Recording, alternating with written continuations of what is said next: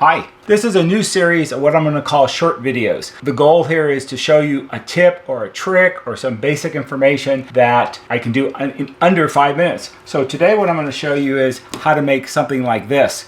This is a pair of low voltage wires. It's 22 gauge wire, and I'm working on a fellow's clock chime, and I need to make a new power lead set for the clock motor, which is what this is for his set. And I'm just going to show you how to do this, how it's twisted together, makes a nice, very presentable, finished looking product when you're all done with it. So all you need is some 22 gauge wire.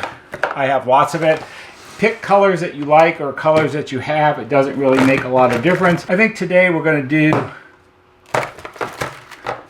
we'll do blue and yellow because they're already open. And I'm going to make it the same length as this one because this will be for some future use. Color of the wire doesn't make any difference.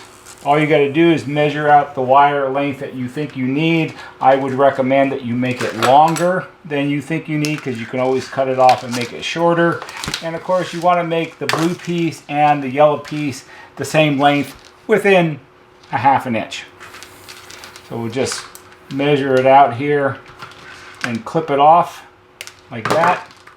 We'll put those back in the tub. And then the only thing you really need to do this is you need your trusty handy dandy cordless drill.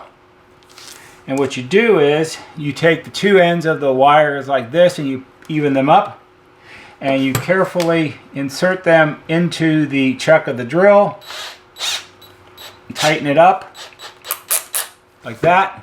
So you got these floppy leads here, and all you have to do is you start your fingers up here by the chuck like this, and you want to turn it. I always turn it clockwise because that's what I do. And you slowly start to turn it, and as it starts to wind up,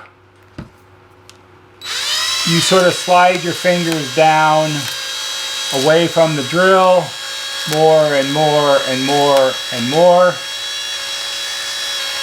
And sometimes you get knotted around your finger like that. So you stop for a second, try not to let go of it, just hold on to it and keep going. It'll flop around while you do this, but it's not a big deal. You can't really do it wrong.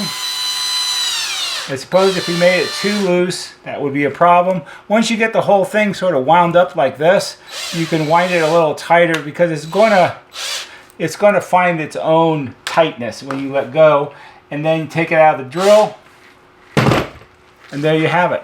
You have a neatly twisted pair of wires that you can use for a wiring harness. You can actually do this with, I've done it with up to 4 strands of wire at a time. Any more than that, it starts to get kind of unwieldy. So if you needed more than that, you can make up 2 pairs like this of different colors, or 4 pairs, or whatever you need for whatever it is you're doing. But it's a nice, neat, presentable way to make a power cable, in this case for a NuTone clock. I did this recently for a fella. He's a low voltage guy, and I repaired something that he had and sent it back to him. And he actually asked me when he called and asked, he said, where did you get that really cool pair of twisted wires that you put on the motor? Because I could use that in work I do. So I thought I would share it with y'all. So really quick, like, subscribe, leave comments down below, give us a thumbs up if this helps you. That's it. Short, quick little video.